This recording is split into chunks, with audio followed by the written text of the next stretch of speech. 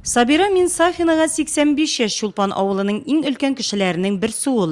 Әмі 5 вақыт намазны қалдырмай. Елның елы ураза тұта, бұл елда бірінші күннен өткерген. Күршісі Тәскире Вәлиева білен ифтар мәжілісіне барған ниетлегеннер. Günlerin sıra olgan gibi. Yaştan uğraza tutabız deyince uğrazanı kaldırmıyor. Bismillah kartabiler bizde tutali. Allah'a şükür. Ауыл үстінде кешке озан тауышы яңгырый, ауыл кортлары оқшам намазын укырга дип мәчеткә җыела. Биредә вәгазьләр сөйләнелә, кортлар авызда мәхәлләдә аша.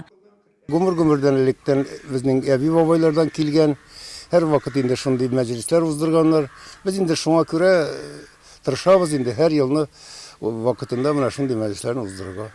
Яратлар мәчеттә чагында хатын-кызлар мәктәпкә җыела. Биредә авыз ачарга килүчеләргә Әхтәм Сөләйманов һәм аның тормыш иптәше Талия ханым тарафыннан бу сыйлы табын әзерләнгән. Хатын-кызлар алдан Коръән Кәримне аят сүрәләр укыды, дуга кылды. Бергәләп җәмәгать намазын укыдылар. Gezdep kişi kilip oturamında. Her yılını şulay. Yaşken mi ol, yaşmagan mi ol. Bugün iftar Aktam İsmail'miş bile Talyamet oğlumla meclis ötkere. Zor meclis, bik matur meclis bu zamanda şunda bütün halk bütün ise yığırışıp gileler.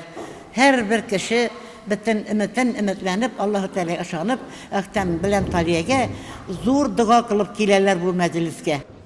Мәктәп ишекчеләре, укытучылар коллективы ифтар мәҗлесенә килүчеләрне сыйлый. Рамазан аенда ураза тотучы дин кардәшләребез өчен ифтар мәҗлесләре үткәрү саваплы гамәл санала. Ул беренче чиратта рухи байлык туплауда. Вәгазьләр, аят сүрәләр тыңлау күңелләрне паклый.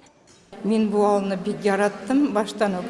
Шуның өчен иң беренче Аллаһ Тәгаләнең бу Рамазан аенда инде шушы айны улылап, аннан соң бу халыкымны улылап мында килеп үткәрәсебез килә. Һәр елда да шулай ничек традиция әдәбияты инде кирип китте.